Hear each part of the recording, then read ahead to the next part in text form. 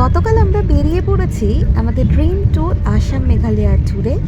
আর আজ ট্রেনে বসে এটা এডিট করছি, তাই একটু সাউন্ড হবে, সকলে অ্যাডজাস্ট করে নিও।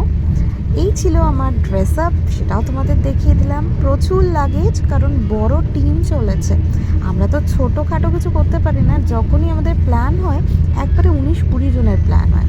এবারে ঘুন্টুর পাশাপাশি আমাদের অভিষেকও যোগদান করেছে, তাই দুটো এন্টারটেনার থাকছে।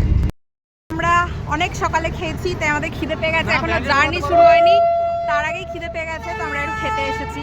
এদিকে খাবার অর্ডার করেছে, ওদিকে ট্রেনের টাইম হয়ে গেছে। ওখান থেকে বারবার ফোন করছে যে তাড়াতাড়ি আয়, ট্রেনটা না হলে ফেল করবো। তো কোনো মতে মুখে গুঁজে তারপর যখন আমরা প্ল্যাটফর্মে পৌঁছেছি, ট্রেন দিয়েছে লেটে। আর ভিড়টা জাস্ট তোমরা দেখো, এই ভিড় ঠেলে কোনো মতে ট্রেনে উঠে অ্যাডজাস্ট করতে করতেই আবার খিদে পেয়ে গেছে। আসলে বোধহয় জার্নিটা হয় এরকম, আমরা বেরোই শুধুমাত্র খাবো আর ঘুরবো বলে। ঘন্টুও কমলা লেবু খাচ্ছে, ঘন্টুর সাথে আমিও কমলা লেবু খাচ্ছি।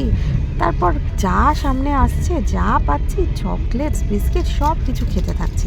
একটু ঘুমিয়ে পড়েছিলাম, উঠে দেখি মুড়ি মাখা হয়ে গেছে। তো তারপর হাতে মুড়ি মাখা নিয়ে মুড়ি মাখা খেতে বসলাম। ডিনারটা জমে গেছিলো, সকলে বাড়ি থেকে খাবার নিয়ে এসেছিলো। চিকেন ভর্তা, চিকেন পরোটা, তরকারি, মিষ্টি, জাস্ট ফাটাফাটি। দেখা হচ্ছে পরের ব্লগে।